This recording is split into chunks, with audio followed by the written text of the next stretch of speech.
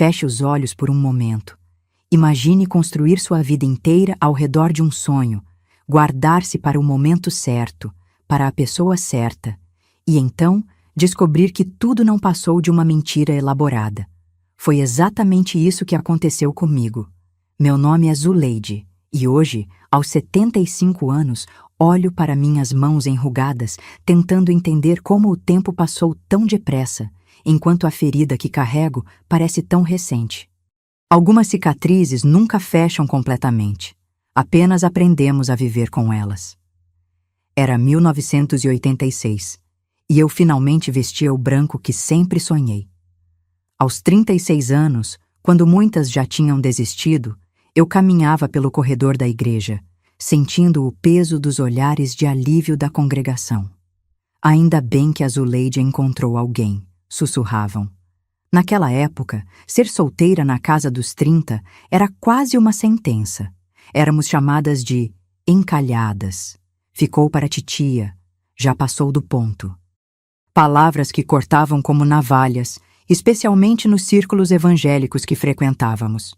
Samuel esperava no altar, com seu terno bem passado e aqueles óculos de aro fino que lhe davam um ar respeitável. Presbítero da igreja, gerente do Banco do Brasil, um homem de Deus. Ou pelo menos era o que todos pensavam. O que eu pensava. Até que a morte os separe, disse o pastor, e eu acreditei. Mal sabia que a morte do meu sonho viria apenas 90 dias depois. Aquele domingo de julho ficou gravado em minha memória como uma cicatriz. O cheiro de café recém-passado na cozinha, a Bíblia aberta no Salmo 91 sobre a mesa da sala, e aquela Bíblia oca. Sim, uma Bíblia falsa, dessas usadas para esconder dinheiro. Exceto que não era dinheiro que Samuel escondia ali. Meu amado Samuel. As palavras dançavam diante de meus olhos incrédulos. A caligrafia firme e decididamente masculina, assinada por Ricardo. Não era apenas uma carta. Eram várias, cuidadosamente dobradas e escondidas no lugar que deveria guardar a palavra de Deus. Carrego comigo o peso daquele momento.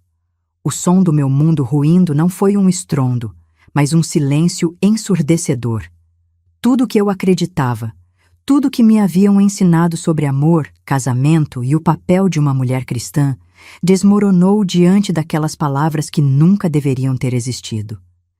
A traição de Samuel não foi apenas contra mim, mas contra tudo o que eu representava. Um casamento falso. Uma farsa bem elaborada. Ele não queria uma esposa, queria um disfarce. Muitas vezes me pergunto se teria sido diferente em outro tempo, em outra sociedade. Talvez Samuel não precisasse ter se escondido atrás de um casamento de fachada. Talvez eu não tivesse desperdiçado os melhores anos da minha vida em uma mentira. Mas naquele Brasil de 1986, na nossa comunidade religiosa, não havia espaço para sermos quem realmente éramos. Nem eu, nem ele. Éramos prisioneiros de expectativas alheias. A diferença é que Samuel escolheu me transformar em cúmplice involuntária de sua própria prisão. Esta é a história de como perdi não apenas um marido, mas a chance de viver o amor verdadeiro, de ter a família que sempre sonhei, e como, depois de quase 4 décadas, ainda procuro entender o que aconteceu comigo. Cresci na Tijuca, em uma casa de 3 quartos com quintal pequeno, onde mamãe tinha um pé de pitanga, que era seu xodó. Meu pai, seu antenor, era funcionário dos Correios e diácono da Igreja Batista Fé e Perseverança. Mamãe cuidava da casa e de mim, sua única filha, presente de Deus após 7 anos de oração, como ela sempre dizia. Nossa casa era governada por regras rígidas. Nada de calças compridas para mulheres, nada de maquiagem, nada de música mundana. As refeições sempre começavam com uma oração, e a Bíblia tinha lugar de honra na estante da sala. Quando papai chegava do trabalho, o silêncio se instalava. Seu cansaço era respeitado como lei. Uma moça direita não se expõe. Uma serva de Deus é recatada. O lugar da mulher é ao lado do marido que Deus escolheu. Estas frases eram repetidas como mantras durante minha juventude. Enquanto minhas colegas de escola experimentavam batons escondidos e sonhavam com artistas de novela, eu ajudava na escola dominical e aprendia a bordar enxoval. Formei-me professora em 1972, com muito esforço para convencer meu pai a me deixar estudar. Só porque pode ser útil enquanto o marido não vem, ele concedeu. Comecei a dar aulas no primário em uma escola municipal a poucas quadras de casa. Era meu pequeno universo de independência. Os anos foram passando. Vi minhas amigas da igreja casarem-se uma a uma. Primeiro Débora, depois Raquel, Esther. Cada novo convite de casamento que chegava era como um lembrete silencioso do meu fracasso. Aos 25 anos, já ouvia os cochichos. Tão bonita, mas tão exigente. Aos 30, os comentários mudaram para deve ter algo errado com ela. E chegando aos 35, percebi que os olhares já eram de pena. Zuleide, você precisa dar uma chance aos rapazes da igreja, dizia Dona Eunice, a esposa do pastor, enquanto me apresentava a algum viúvo recente ou homem mais velho solteiro. Como se eu fosse mercadoria com prazo de validade vencido, agora acessível apenas para quem não podia escolher algo melhor. Não é que eu não quisesse me casar, pelo contrário, sonhava com um lar, com filhos, com alguém para compartilhar a vida. Mas os poucos namoros que tive não prosseguiram. Um rapaz da igreja me achou séria demais. Outro, professor como eu, se incomodava com minha dedicação ao trabalho. E assim, os anos passaram. Em casa, a pressão aumentava. Mamãe já não falava sobre o assunto, mas seu silêncio pesava mais que palavras. Papai era mais direto. Não criei filha para ficar encostada em casa. Mulher tem que ter marido. Aos 36 anos, eu continuava virgem, guardando-me como haviam me ensinado. Meu guarda-roupa era cheio de saias abaixo do joelho e blusas de gola alta. Meu único luxo era um pequeno frasco de água de colônia de lavanda que usava aos domingos. Foi nesse contexto que Samuel apareceu em minha vida, como resposta a tantas orações desesperadas que fiz ajoelhada ao lado da minha cama. O novo presbítero, transferido de outra congregação, um homem respeitado, solteiro e aparentemente interessado em mim. Parecia bom demais para ser verdade. E era. O estudo bíblico das quartas-feiras tornou-se rapidamente meu momento favorito da semana. Era quando Samuel conduzia as reflexões com sua voz calma e seu conhecimento profundo das Escrituras. Seus olhos castanhos por trás dos óculos de aro fino pareciam sempre buscar os meus durante as explicações, e aquilo me fazia corar como adolescente. A irmã Zuleide tem uma interpretação interessante sobre este trecho. Ele dizia, valorizando minhas tímidas contribuições. Ninguém nunca havia me feito sentir tão inteligente, tão vista. Na terceira semana, ele me ofereceu carona para casa. No carro, um Monza azul marinho impecavelmente limpo, conversamos sobre os salmos. Na quarta semana, parou para tomarmos um café na padaria perto da igreja. Na quinta, pediu permissão aos meus pais para me cortejar oficialmente, como se dizia em nossa comunidade. É um homem de Deus, respeitável, aprovou meu pai, depois de uma longa conversa a sós com Samuel em nosso quintal. Já tem idade para saber o que quer. O namoro foi como nos ensinaram que deveria ser. Recatado, sem intimidades físicas, além de mãos dadas, e raramente um beijo casto na bochecha. Samuel respeitava todos os limites, nunca insistindo por mais proximidade. Na época, interpretei como virtude o que depois descobriria era apenas indiferença. Nossa conversa mais íntima aconteceu 2 meses antes do casamento, quando falamos sobre ter filhos. Quantos você gostaria de ter, Zuleide? Perguntou Samuel, enquanto caminhávamos pelo Parque do Flamengo em um domingo após o culto. Sempre sonhei com 3, respondi, sentindo o rosto queimar. Falar de filhos significava falar indiretamente sobre o que aconteceria em nossa noite de núpcias, um assunto que me causava tanto expectativa quanto medo. Veremos o que Deus nos conceder, respondeu ele vagamente, mudando logo de assunto. As preparações para o casamento correram aceleradas. Minha mãe e minhas tias trabalharam no vestido, nas lembrancinhas, nos arranjos de flores artificiais que decorariam a igreja. O apartamento que Samuel havia comprado, um conjugado em Copacabana, foi pintado e mobiliado com peças que ganhamos de presente e outras que comprei com minhas economias de anos de magistério. No mês anterior ao casamento, comecei a notar pequenas estranhezas. Samuel cancelou 2 de nossos encontros, devido a compromissos inadiáveis no banco. Uma vez, quando passei de surpresa pela agência onde trabalhava para deixar um bolo que havia feito para ele, disseram-me que havia saído para almoçar há mais de 2 horas. Deve estar resolvendo coisas do casamento, justificou mamãe quando comentei, tentando afastar minha preocupação. Na véspera do grande dia, senti um aperto inexplicável no peito enquanto arrumava as últimas peças do meu enxoval. É normal o nervosismo, filha, consolou-me mamãe. Toda noiva fica assim. O casamento aconteceu num sábado de abril de 1986. A igreja estava decorada com lírios brancos, minhas flores favoritas. Caminhei pelo corredor ao som do órgão, segurando o braço de meu pai, sentindo-me finalmente realizada. Na primeira fila, mamãe chorava discretamente, enxugando as lágrimas com um lencinho bordado.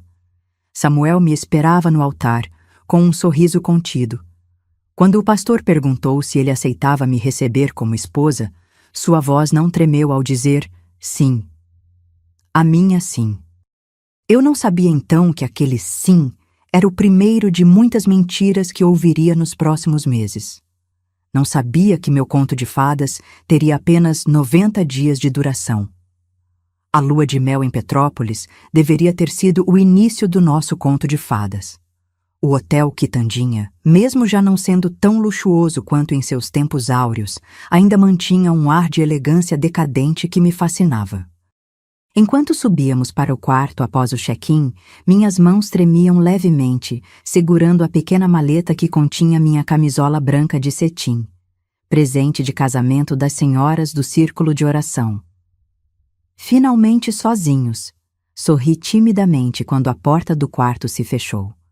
Samuel respondeu com um sorriso tenso, colocando as malas no chão. Vou tomar um banho, disse ele, evitando meu olhar. A viagem foi cansativa.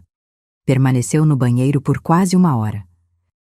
Quando saiu, vestia um pijama completo, abotoado até o pescoço e uma expressão que mesclava resignação e desconforto. Hoje estou exausto, Zuleide. Importa-se se apenas dormirmos? Amanhã teremos todo o tempo. Deitou-se o mais longe possível de mim, quase na beirada da cama. Passei a noite acordada, me perguntando o que havia feito de errado. Na segunda noite, a mesma desculpa. Na terceira, quando finalmente aconteceu, foi mecânico e breve. Samuel manteve os olhos fechados o tempo todo, como se minha presença fosse um obstáculo a ser superado através da imaginação. Depois, levantou-se imediatamente e tomou outro banho demorado. Nos 3 meses seguintes, nossa vida íntima seguiu esse padrão. Raras, breves e desconfortáveis para ambos. Inicialmente, busquei explicações em mim mesma. Talvez seja minha inexperiência. Talvez eu não seja atraente o suficiente. Talvez esteja fazendo algo errado. Comprei uma camisola nova, mais bonita. Tentei preparar jantares românticos. Nada mudava. Os finais de semana eram especialmente reveladores. Samuel sempre encontrava compromissos, reuniões de presbíteros que duravam horas, visitas a membros enfermos da igreja, trabalho extra no banco. Em casa, mal conversávamos. Ele parecia mais confortável quando estávamos em público, especialmente na igreja, onde performava perfeitamente o papel de marido devoto. O Samuel e a Zuleide são um casal tão abençoado, comentavam os irmãos da congregação, completamente enganados pela fachada que mantínhamos. Foi num domingo, exatos 87 dias após nosso casamento, que tudo mudou. Samuel havia saído para uma suposta reunião emergencial de planejamento na igreja. Sozinha no apartamento, decidi reorganizar o pequeno escritório que dividíamos. Na estante, entre livros de teologia e contabilidade, estava aquela Bíblia diferente. Uma caixa em formato de Bíblia, daquelas vendidas em lojas de presentes cristãos, feita para guardar pequenos objetos de valor. Algo me dizia para não abrir, como se inconscientemente já soubesse que o que encontraria ali mudaria minha vida para sempre. Quando finalmente cedi à curiosidade, senti como se o chão desaparecesse sob meus pés. Não eram economias secretas ou recibos comprometedores que Samuel escondia ali. Eram cartas, várias delas, algumas já amareladas pelo tempo, outras recentes, todas escritas com a mesma caligrafia firme e masculina. Todas começando com "Meu amado Samuel", todas assinadas por Ricardo. Sinto sua falta como nunca antes. Entendo que precisou se casar para manter as aparências na igreja, mas cada dia sem você é uma tortura. Quando poderemos nos encontrar novamente? O apartamento que aluguei em Botafogo continua sendo nosso refúgio. As palavras se embaralhavam diante dos meus olhos marejados. Cartas que datavam de antes do nosso casamento até a semana anterior. Algumas descreviam encontros, momentos íntimos, planos para o futuro. Um futuro que claramente não me incluía. Sentei-me no chão frio da sala, com as cartas espalhadas ao meu redor, tentando processar a magnitude da mentira em que estava vivendo. Não era apenas um marido distante ou um casamento sem paixão. Era uma farsa completa, arquitetada meticulosamente por Samuel e mantida com a minha ingenuidade. O barulho da chave girando na fechadura me despertou do transe. Samuel voltava para casa sem saber que seu segredo não era mais só dele. Quando Samuel entrou no apartamento, não consegui me mover. Continuei sentada no chão da sala, cercada pelas cartas que expunham sua vida secreta. Nossos olhares se encontraram e vi o momento exato em que ele entendeu o que havia acontecido. O rosto empalidecendo, a respiração suspensa, a pasta escorregando de suas mãos e caindo com um baque surdo no chão. "Zuleide, eu posso explicar", começou ele, mas sua voz traía a certeza de que não havia explicação possível. Senti meu corpo tremer, um calafrio que começava na base da coluna e subia até meu pescoço, congelando cada músculo. A voz, quando finalmente saiu, não parecia minha. Era aguda, estrangulada pela dor. "Explicar o quê, Samuel? Que você me usou? Que nosso casamento é uma farsa? Que enquanto eu rezava por um milagre para nosso relacionamento melhorar, você estava com ele?" A palavra "ele" saiu como um soluço. Em nossa congregação, homossexualidade era um tema proibido, mencionado apenas em sermões sobre pecado e condenação. Eu nunca havia conhecido alguém abertamente homossexual, pelo menos não que eu soubesse, e agora descobria que meu próprio marido. Samuel sentou-se na poltrona de courino marrom, presente do meu tio Sebastião. Cobriu o rosto com as mãos e começou a chorar. Não eram lágrimas silenciosas, mas soluços profundos que sacudiam seus ombros. Em meus 36 anos de vida, nunca havia visto um homem adulto chorando daquela forma.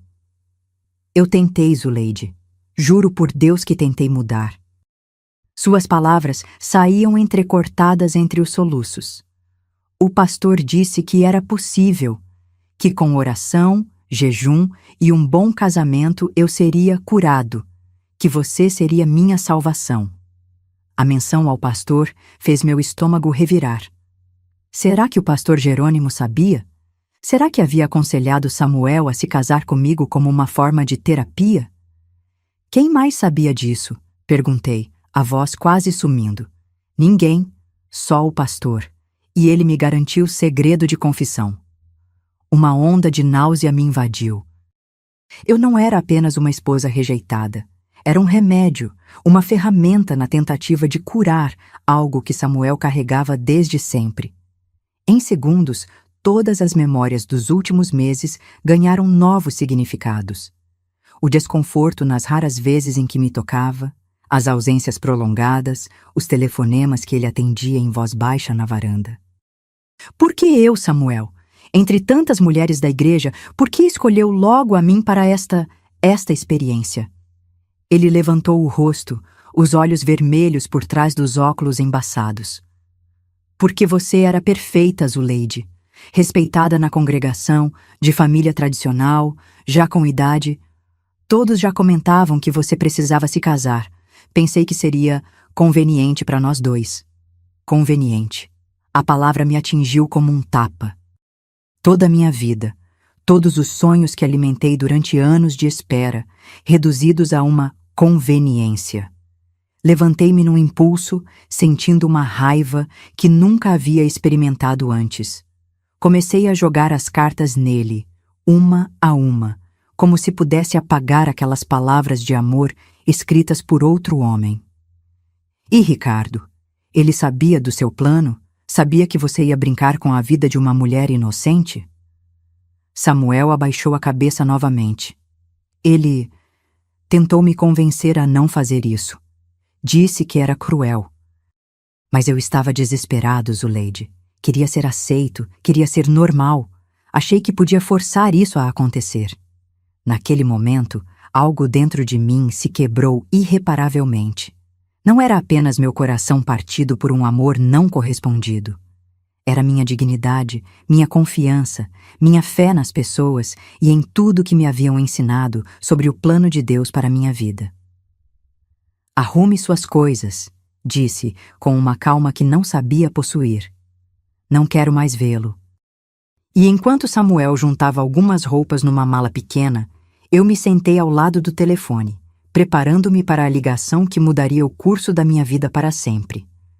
O telefone pesava em minhas mãos quando disquei o número da casa dos meus pais. Cada toque parecia uma eternidade. Como explicaria a eles? O que diria a minha mãe, que havia costurado meu vestido de noiva com tanto amor?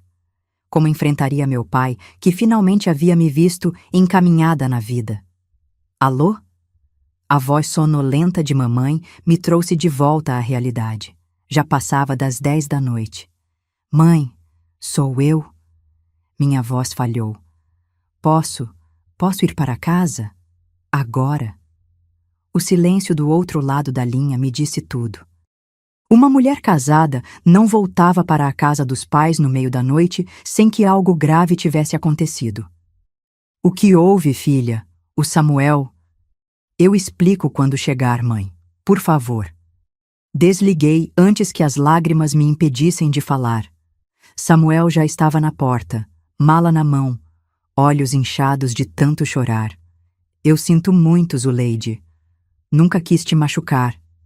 Não respondi. O que poderia dizer? Qualquer palavra pareceria insignificante diante da magnitude daquela traição. Não era apenas um adultério, era uma vida inteira construída sobre mentiras. Depois que ele saiu, reuni minhas coisas essenciais numa mala pequena. As cartas de Ricardo coloquei dentro da Bíblia oca novamente, a prova material de tudo, caso precisasse.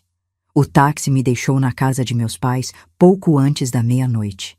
Mamãe me esperava na varanda, ainda vestida, o terço entre os dedos. Ao me ver saindo do táxi com a mala, cobriu a boca com as mãos, como se tentasse impedir um grito. Papai apareceu logo atrás, de pijama, o senho franzido de preocupação. Não consegui explicar tudo naquela noite. Apenas disse que Samuel havia me traído, que nosso casamento acabara. A palavra homossexual não consegui pronunciar. Não naquela casa, não para aqueles pais criados em um mundo onde tal assunto era tabu absoluto. Deve haver algum engano, filha, insistia a mamãe. O Samuel, tão correto, presbítero da igreja. Não há engano, mãe. Eu vi provas. Passei a noite no meu antigo quarto, que mamãe havia preservado quase intacto. A cama de solteira com a colcha de crochê feita por minha avó pareceu pequena demais para acomodar a magnitude da minha dor. Na manhã seguinte, o telefone tocou incessantemente. A notícia de que eu havia deixado a casa de Samuel correu rápido pelos círculos da igreja. As primeiras a ligar foram as irmãs mais próximas, com vozes cheias de falsa preocupação que mal disfarçavam a curiosidade. Estamos orando por vocês, irmã Zuleide. Brigaram? Todo casamento tem suas dificuldades no início. O pior veio quando o pastor Jerônimo ligou, pedindo para me encontrar pessoalmente. No escritório da igreja, com as paredes cobertas de diplomas teológicos e versículos emoldurados, ele escolheu suas palavras cuidadosamente. Irmã Zuleide, sei que está passando por uma provação, mas o casamento é sagrado. O que Deus uniu, o homem não separa. O senhor sabia, não é? Perguntei diretamente. Sabia do problema do Samuel. Seu olhar desviou do meu, fixando-se na Bíblia aberta sobre a mesa. Samuel veio a mim em busca de aconselhamento espiritual. Como pastor, meu dever era ajudá-lo a encontrar o caminho da santificação. E me usar como parte do tratamento era a solução, sem me contar nada? Muitas esposas já ajudaram seus maridos a superar tentações, com oração, jejum e a graça de Deus. Saí daquele escritório com a certeza de que não poderia mais frequentar aquela igreja. Não apenas tinha sido traída pelo homem que escolhi para marido, mas também pela instituição que deveria me proteger e guiar. Nas semanas seguintes, a separação se concretizou discretamente. Samuel concordou com o divórcio sem contestação e mudou-se para São Paulo pouco depois. Eu voltei a dar aulas, agora carregando um novo título: divorciada. Na escola municipal onde lecionava, as outras professoras passaram a me tratar diferente. Algumas com pena mal disfarçada, outras com certa desconfiança, como se o divórcio fosse contagioso. A vida que eu conhecia havia acabado em apenas 90 dias. E diante de mim se abria um futuro que eu jamais havia imaginado para mim mesma. Voltar a morar na casa dos meus pais aos 36 anos foi como regredir no tempo. Meu pai, seu antenor, mantinha os mesmos hábitos rígidos de sempre. Café às 6h, Bíblia às 6h30, saída para o trabalho às 7h15, em ponto. Mamãe seguia silenciosamente sua rotina de dona de casa, agora com a filha devolvida para cuidar. Não é natural uma filha voltar depois de casada, comentou tia Eulália durante uma visita, como se eu não estivesse presente na sala. O que as pessoas vão pensar? Era essa a questão que atormentava minha família. O que os outros iam pensar? Não a dor que eu sentia, não a traição que sofri, mas a aparência, o escândalo, a vergonha. No primeiro domingo após minha volta, decidi não ir à igreja. Não aguentaria os olhares, os sussurros. Papai ficou vermelho de raiva. Uma filha minha não falta ao culto. Que exemplo vai dar? Exemplo de quê, pai? De mulher abandonada? De idiota que não percebeu que estava num casamento falso? Foi a primeira vez que ergui a voz para meu pai. O silêncio que se seguiu foi ensurdecedor. Mamãe começou a chorar e papai saiu batendo a porta. Foram à igreja sem mim. Dias depois, recebi a visita da irmã Neuza, esposa do segundo pastor. Trouxe um bolo de fubá e palavras que fingiam ser de conforto. O Senhor tem propósitos para tudo, irmã Zuleide. Talvez seja uma provação para fortalecer sua fé. E qual seria o propósito de me fazer casar com um homem que nunca poderia me amar como marido? Retruquei. Ela baixou os olhos, desconfortável. Às vezes as mulheres esperam demais do casamento. Amor romântico é coisa de novela. Na vida real, a esposa precisa entender que precisa aceitar ser enganada. Completei amargamente. Ela não voltou mais. Naquele momento, percebi que perderia não apenas meu marido, mas toda a minha comunidade religiosa. No trabalho, as coisas não foram melhores. A diretora da escola municipal onde eu dava aulas para o primário me chamou para uma conversa privada. Zuleide, sei que está passando por um momento difícil, mas algumas mães estão preocupadas. Preocupadas com o quê? Com a influência. Você sabe, uma professora divorciada. Dizem que não é bom exemplo para as crianças. Estou pensando em transferi-la para funções administrativas temporariamente. Minhas mãos tremeram de raiva e humilhação. 12 anos ensinando naquela escola, com avaliações exemplares, e de repente eu não servia mais para estar na frente de uma sala de aula. Por quanto tempo? Perguntei, tentando conter as lágrimas. Até as coisas se acalmarem. Talvez no próximo ano letivo. Saí da sala da diretora direto para o banheiro, onde chorei como nunca havia chorado antes. Não era apenas um casamento que havia perdido. Era minha identidade, meu lugar na sociedade, meu valor como mulher e profissional. Naquela noite, deitada na minha antiga cama de solteira, encarei o teto descascado e me perguntei o que restava de mim. A Zuleide filha obediente nunca existiu realmente. A Zuleide esposa foi uma ilusão que durou apenas 90 dias. A Zuleide professora estava sendo afastada da sala de aula. Quem era eu agora? A pergunta ecoava na minha mente enquanto o relógio marcava 2 ares da madrugada e o sono não vinha. Depois de 2 semanas na secretaria da escola, arquivando documentos e datilografando ofícios, percebi que precisava tomar as rédeas da minha vida novamente.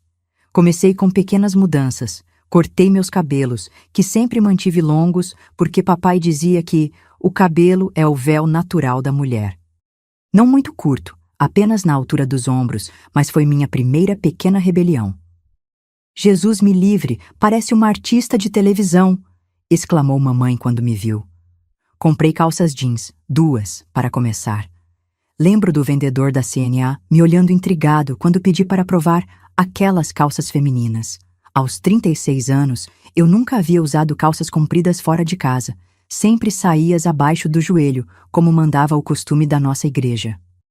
Zuleide, você está testando a paciência do seu pai, advertiu mamãe quando me viu saindo de calças num sábado. Primeiro falta aos cultos, agora isso. Eu estava cansada de viver para agradar os outros. O casamento que tanto desejei para validar minha existência como mulher havia se revelado uma farsa. Se para ser aceita eu precisava continuar fingindo, então talvez fosse hora de deixar de me importar com aceitação. Voltei a frequentar outra igreja, uma denominação menos rígida no centro da cidade, onde ninguém me conhecia. Lá, podia ser apenas mais uma fiel anônima, sem os olhares de pena ou julgamento. Nos cultos de quarta-feira, participava de um grupo de estudos bíblicos onde pela primeira vez me sentia à vontade para questionar certas interpretações. Mas se Deus é amor, como prega João, por que condenaria pessoas por amarem diferente? Perguntei certa vez, pensando em Samuel. O novo pastor, um homem jovem com ideias mais progressistas, respondeu com gentileza. Às vezes confundimos tradições humanas com a vontade divina. A Bíblia já foi usada para justificar escravidão, submissão feminina e muitas outras injustiças. Suas palavras plantaram uma semente em mim que levaria anos para florescer completamente. Tentei voltar a dar aulas particulares para complementar a renda, já que na escola estava confinada a funções administrativas com salário reduzido. Coloquei anúncios em padarias e no jornal do bairro. Poucos pais me procuraram, e alguns desistiram quando souberam que eu era divorciada. Sabe como é? A gente nunca sabe o que aconteceu mesmo. Ouvi uma mãe comentar, como se divórcio fosse sinônimo de caráter duvidoso.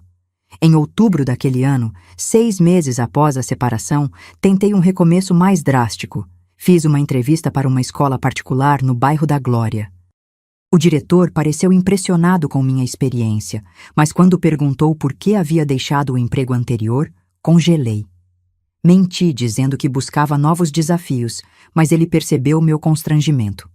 Senhora Oliveira, preferimos professoras com situações pessoais, estáveis.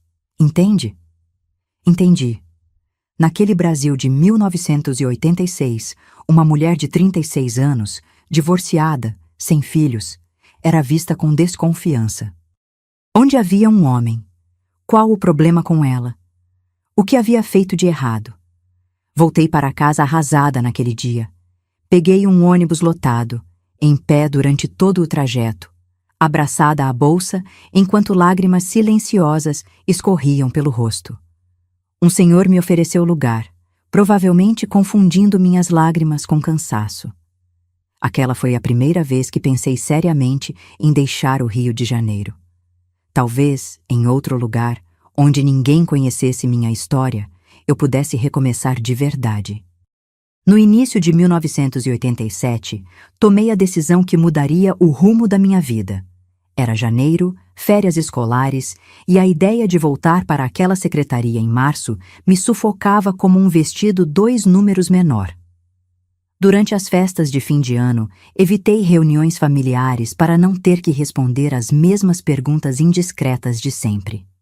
E o Samuel nunca mais procurou reconciliação? Perguntava a prima Marlene, sabendo muito bem que não. Você já está na casa dos 30, Zuleide. A chance de encontrar outro marido? Alertava tia Dirce, como se eu fosse um produto com prazo de validade vencido. Numa manhã de sábado, enquanto tomava café sozinha, meus pais haviam saído para visitar um parente doente, abri o jornal e vi um anúncio. Precisa-se de professora primária para a escola em Petrópolis. Experiência comprovada. Oferece-se moradia. Petrópolis não era longe, apenas 2 horas do Rio, mas o suficiente para me dar um novo começo. Liguei do orelhão da esquina, marcando uma entrevista para a semana seguinte. Não contei nada aos meus pais até ter certeza. Chegando lá, descobri que a escola era pequena, quase rural, mantida por uma fundação ligada à igreja presbiteriana. A diretora, Dona Eunice, uma senhora de seus 60 anos com cabelos grisalhos e óculos na ponta do nariz, me recebeu com gentileza. Por que quer deixar o Rio para vir dar aulas aqui, professora Zuleide? Tomei uma decisão naquele momento. Seria honesta, mas seletiva. Passei por um divórcio recente. Preciso recomeçar em um lugar novo. Esperei pelo olhar de julgamento, mas ele não veio. Em vez disso, Dona Eunice ajeitou os óculos e disse algo que não esquecerei jamais. Nossos maiores aprendizados vêm depois das maiores quedas. Talvez você tenha muito a ensinar além da cartilha. Saí de lá com um emprego garantido e um quarto reservado na casa das professoras, uma construção simples nos fundos da escola, onde moravam outras 3 educadoras. O salário era menor que o da escola municipal, mas incluía moradia e refeições. Contar aos meus pais foi o desafio seguinte.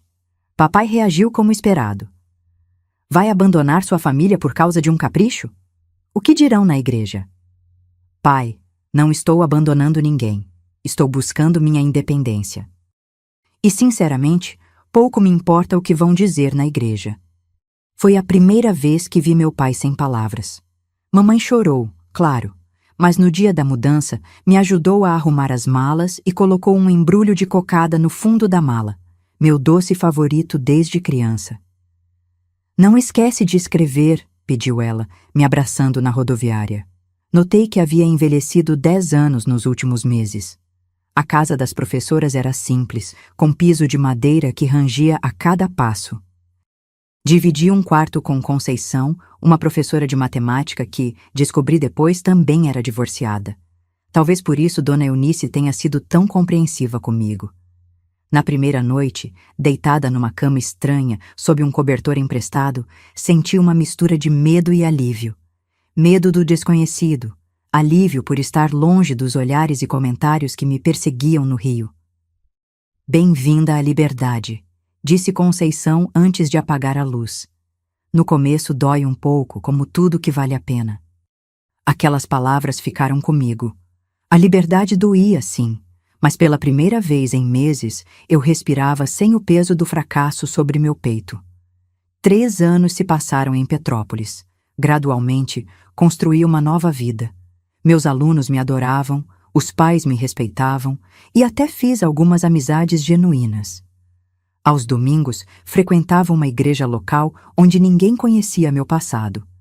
Era apenas a professora Zuleide, não a divorciada ou a mulher que o marido abandonou. Em 1990, quando já me sentia estabelecida e segura, recebi um telefonema que abalou minha recém-conquistada estabilidade. Filha, seu pai está no hospital. A voz de mamãe tremia do outro lado da linha. Teve um derrame. Os médicos não sabem se vai resistir. Peguei o primeiro ônibus para o Rio.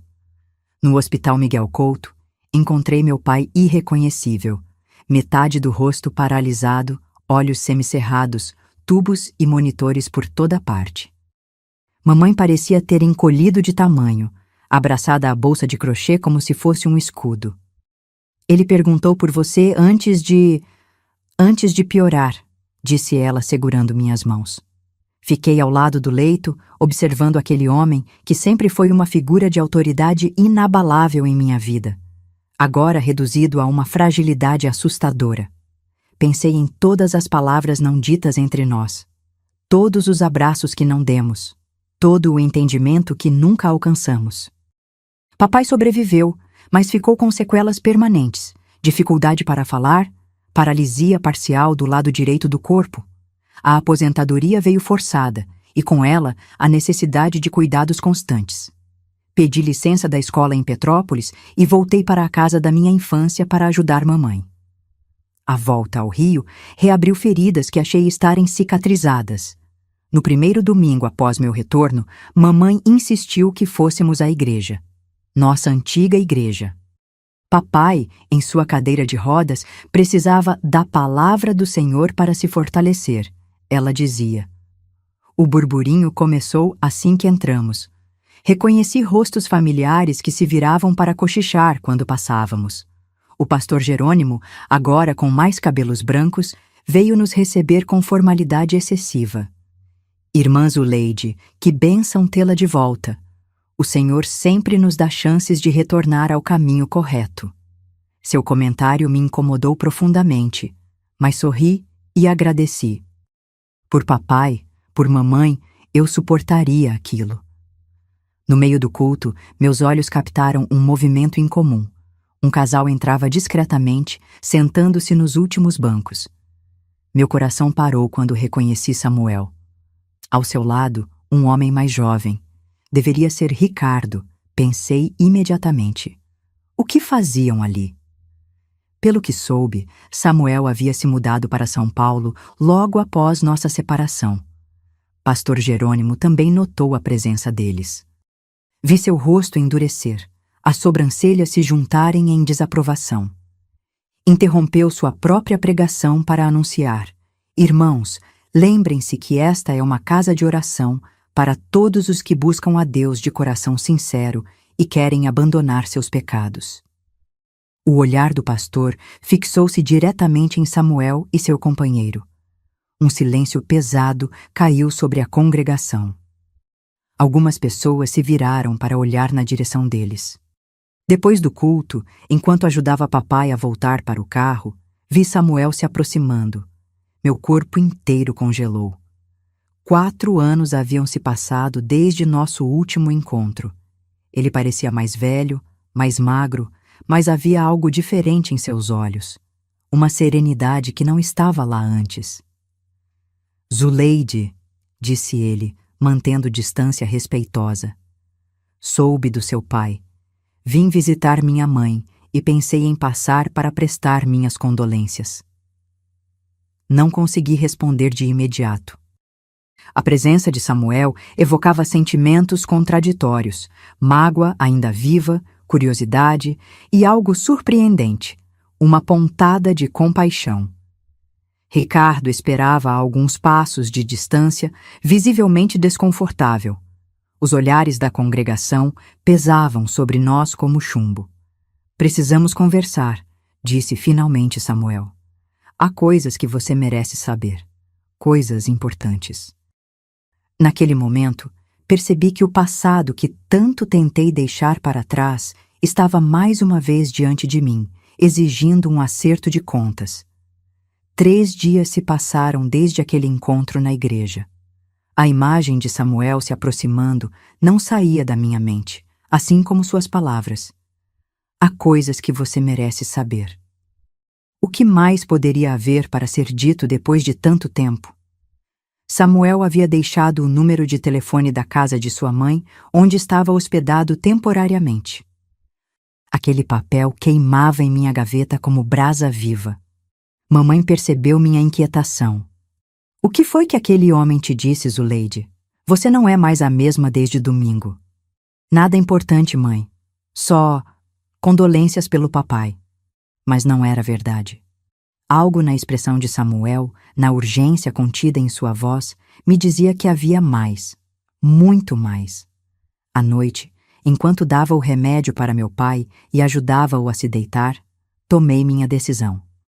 Na manhã seguinte, depois de preparar o café e certificar-me que mamãe poderia cuidar de papai por algumas horas, liguei para o número que Samuel havia me dado.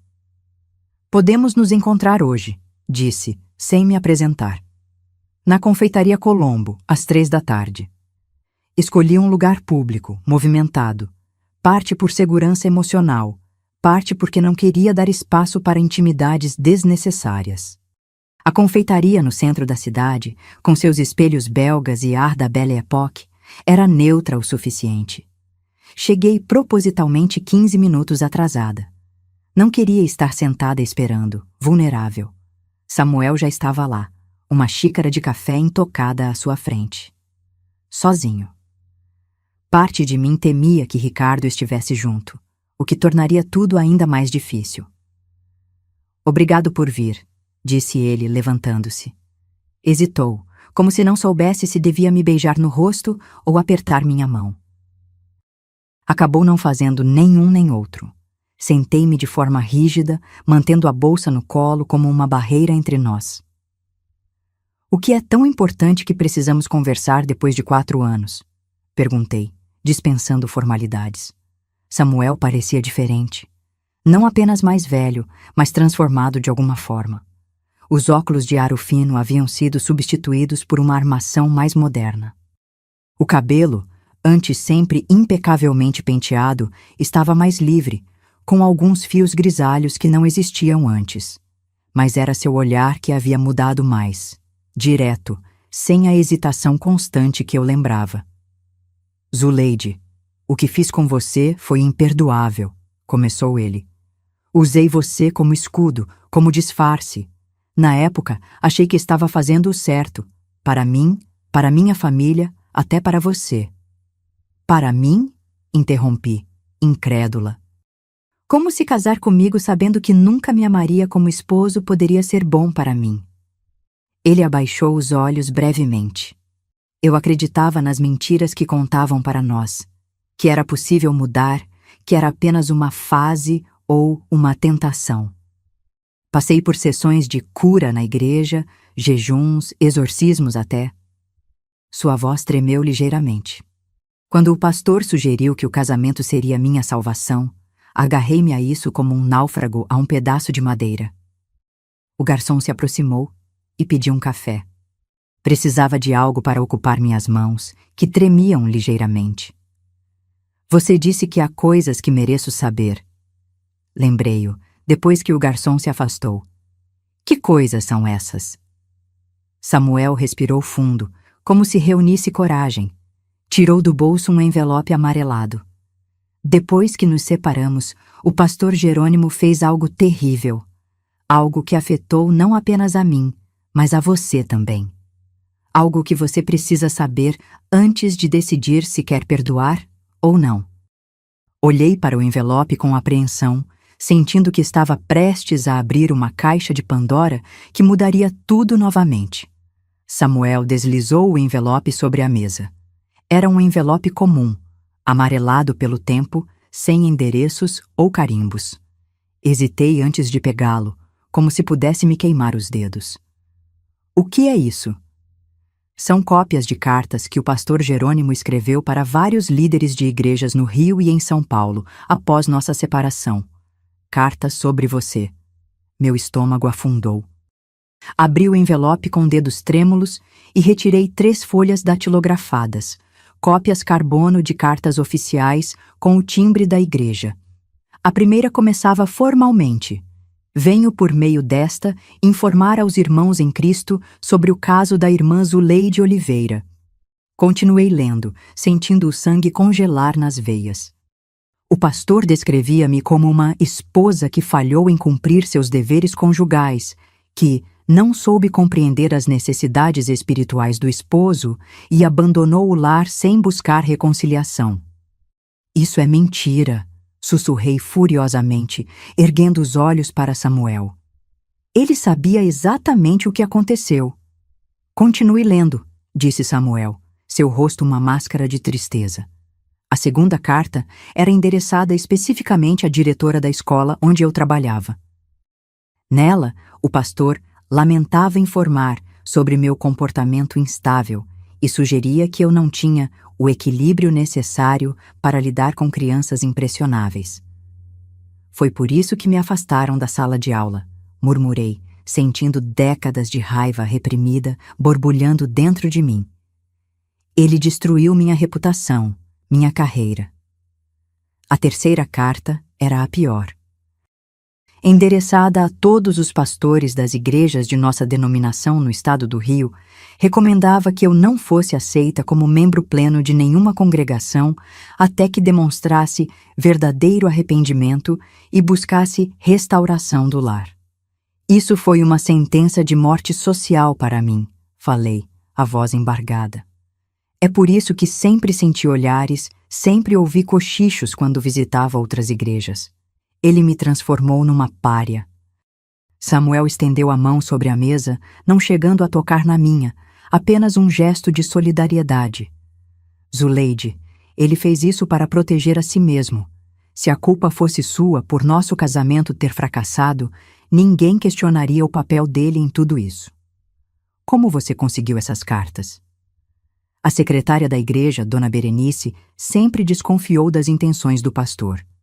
Ela guardou cópias de tudo e me procurou anos depois, quando soube que eu havia me mudado para São Paulo. Ela morreu no ano passado, de câncer. Um silêncio pesado caiu entre nós. As feridas que achei estarem cicatrizadas sangravam novamente, mas de uma forma diferente. Não era apenas a dor da traição de um marido, mas algo maior, a traição de uma instituição inteira, de um sistema que deveria proteger e, em vez disso, me esmagou. Por que está me mostrando isso agora? Perguntei finalmente. Samuel respirou fundo. Porque estou voltando ao Rio definitivamente. Ricardo e eu vamos abrir um centro de apoio para pessoas LGBT que foram rejeitadas por suas igrejas e famílias. E por quê? Ele hesitou, como se pesasse cada palavra. Porque você merece a chance de limpar seu nome, de confrontar essa injustiça se quiser. Olhei para as cartas novamente, para aquelas palavras cruéis que haviam moldado os últimos 4 anos da minha vida sem que eu soubesse. Pensei no pastor Jerônimo, ainda liderando aquela congregação, ainda influenciando vidas, ainda destruindo pessoas como nós com suas mentiras. Naquele momento, algo cristalizou dentro de mim, uma resolução clara como água. Não era apenas sobre mim, sobre Samuel, sobre o passado. Era sobre verdade, sobre justiça, sobre todas as Zuleides que viriam depois de mim. O que você sugere que façamos? Perguntei, uma determinação nova colorindo minha voz. A conversa com Samuel se estendeu por horas naquela tarde na confeitaria Colombo.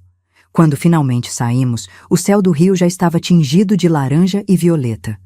Caminhamos lado a lado até o ponto de ônibus, 2 pessoas completamente diferentes daquelas que haviam se casado anos antes. Não quero vingança, disse eu, enquanto esperávamos. Quero justiça, e não apenas para mim. Samuel assentiu. O centro que estamos criando precisa de pessoas como você, Zuleide. Pessoas que entendem a dor de ambos os lados.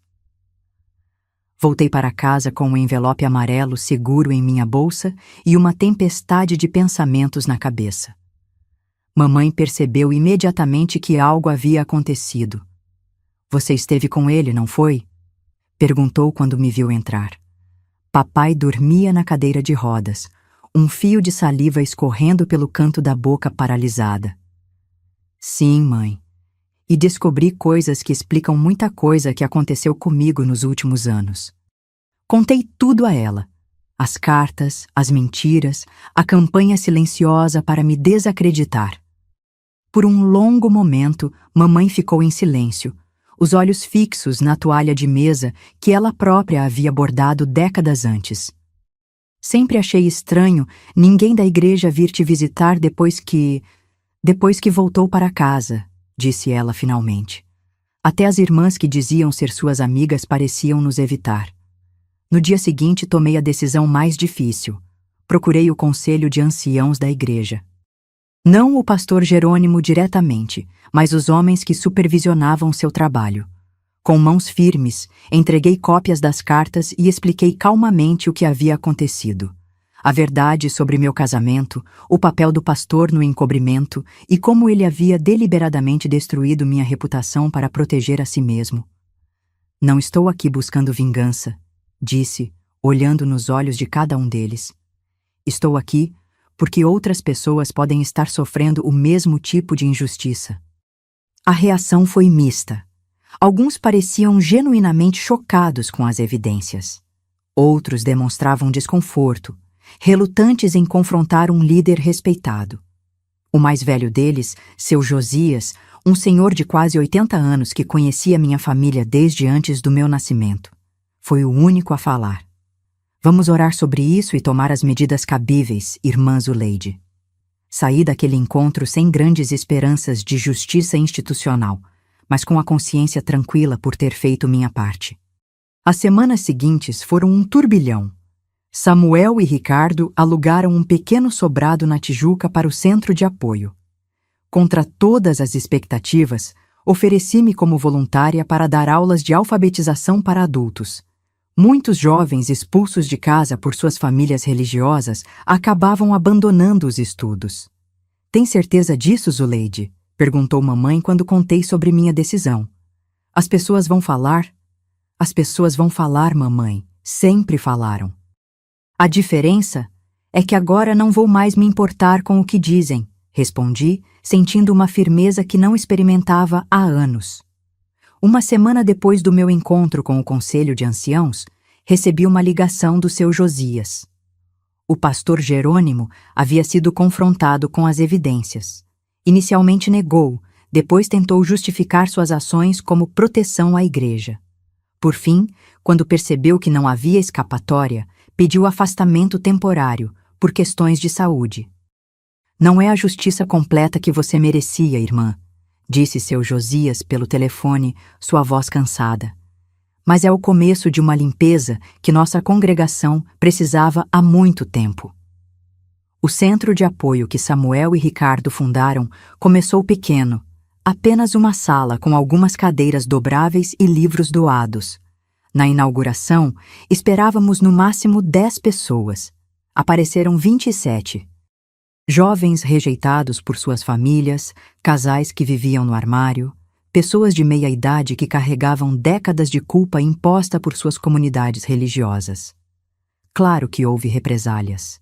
Minha própria irmã Eunice parou de falar comigo por alguns meses, convencida de que eu estava promovendo o pecado.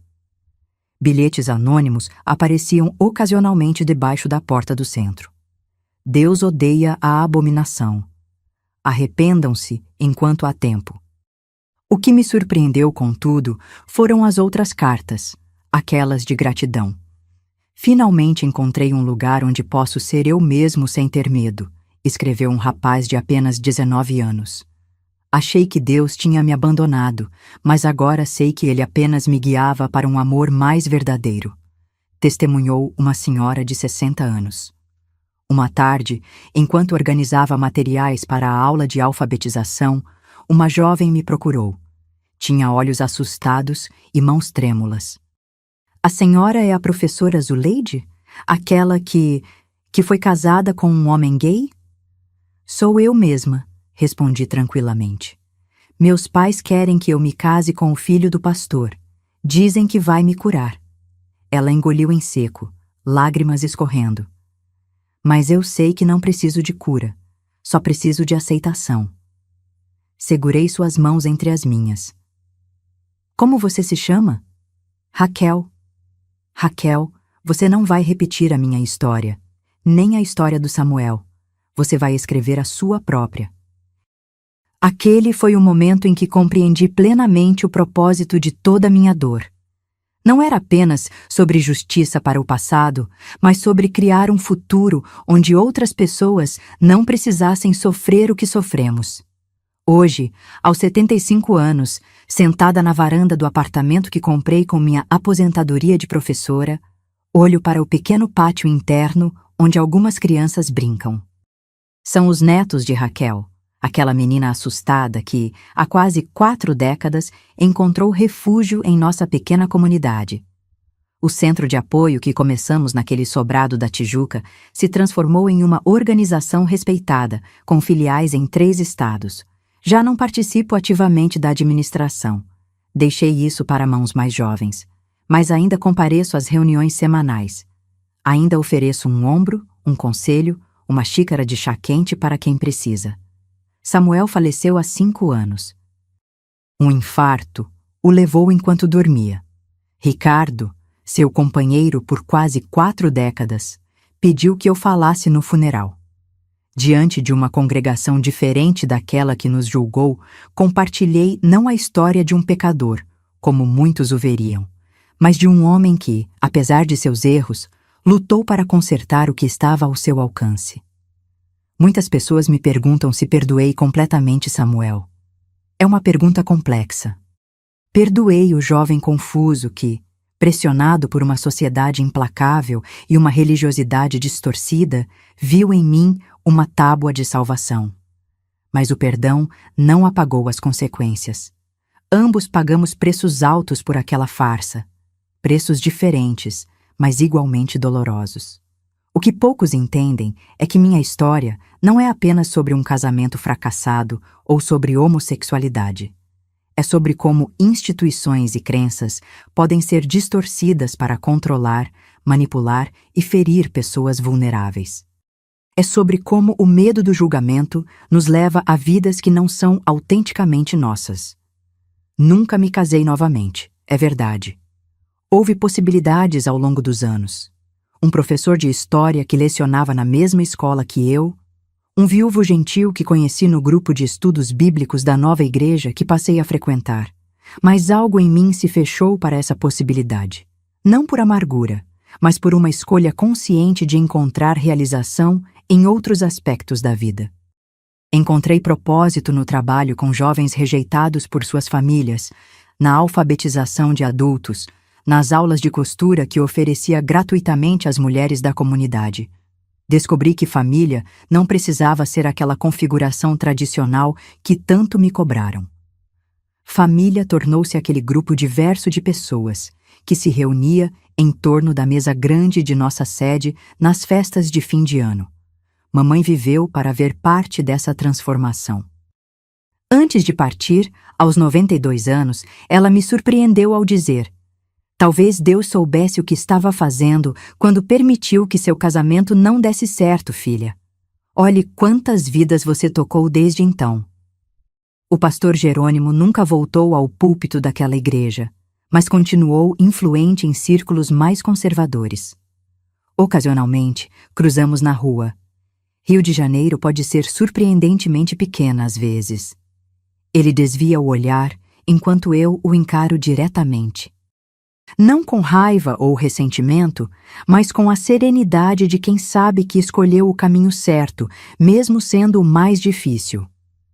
A verdade é que todos nós, Samuel, eu, o pastor, a congregação, éramos prisioneiros de um sistema maior que nós. A diferença é que alguns de nós encontraram coragem para quebrar as correntes, enquanto outros preferiram permanecer encarcerados em suas certezas confortáveis. Se eu pudesse voltar no tempo e falar com aquela Zuleide de 36 anos, tão ansiosa para vestir branco e finalmente tornar-se mulher aos olhos da sociedade, o que eu diria? Talvez começasse lembrando-a que uma aliança no dedo não é garantia de felicidade, nem define seu valor como ser humano. Diria que os sussurros na igreja sobre mulheres encalhadas são apenas reflexo de mentes pequenas tentando encaixar a diversidade da vida em moldes insuficientes. Contaria que a maior traição não foi Samuel ter me usado como escudo. Ele também era vítima, à sua maneira. A verdadeira traição foi eu ter acreditado que precisava da aprovação alheia para ser completa, que um casamento, qualquer casamento, era preferível à vergonha de envelhecer sozinha. Nas minhas orações noturnas, frequentemente agradeço pela vida que tive, não apesar dos seus percalços, mas por causa deles. Se tivesse me casado com um homem convencional daquela igreja, provavelmente teria me tornando exatamente o que esperavam. Uma esposa submissa, silenciosa, dedicada exclusivamente ao lar e aos filhos. Não teria descoberto minha própria força, minha vocação para ajudar os marginalizados, minha voz. Há pouco tempo, recebi uma visita inesperada. Uma jovem de aproximadamente 25 anos tocou a campainha do meu apartamento numa tarde de domingo. A senhora não me conhece, disse ela, nervosa, mas conheço sua história. Meus pais frequentavam o centro de apoio quando eram jovens. Eles me contaram como a senhora os ajudou quando ninguém mais ofereceu ajuda. Ela me entregou um envelope. Dentro havia um convite de formatura. Ela estava se tornando pastora em uma denominação inclusiva. Queria que a senhora soubesse que seu trabalho, sua coragem, criou ondas que continuam se espalhando, mesmo depois de tanto tempo. Aquela noite chorei, não lágrimas de tristeza ou arrependimento, mas de profunda gratidão. Percebi que, embora não tenha gerado filhos biológicos, de certa forma, tornei-me mãe de muitos. Meu legado não está escrito em sobrenomes ou traços físicos, mas em corações libertos e mentes abertas. Se você está ouvindo esta história e se identifica com qualquer parte dela, seja por ter vivido um casamento de aparências, por se sentir pressionado a ser quem não é, ou por carregar o peso da rejeição religiosa, quero que saiba, não existe idade para recomeçar, não existe prazo de validade para encontrar seu propósito. A sociedade evoluiu muito desde 1986, graças a Deus. Leis mudaram, mentalidades se abriram, igrejas mais inclusivas surgiram. Mas ainda há muito a ser feito. Ainda existem Zuleides e Samuéis presos em armadilhas sociais, religiosas e familiares, vivendo conforme expectativas alheias. Naquela tarde, na confeitaria Colombo, Samuel me perguntou se eu o perdoava. Respondi que sim, mas que perdoar não significava esquecer. Hoje acrescento, perdoar também não significa permitir que o ciclo continue. Perdoar é usar nossa própria dor como ferramenta para evitar que outros sofram da mesma forma. Às vezes me perguntam se me arrependo. Arrependo-me dos anos que passei me culpando, questionando o que havia de errado comigo. Arrependo-me do tempo desperdiçado tentando agradar pessoas cujas opiniões, no fim das contas, pouco importavam.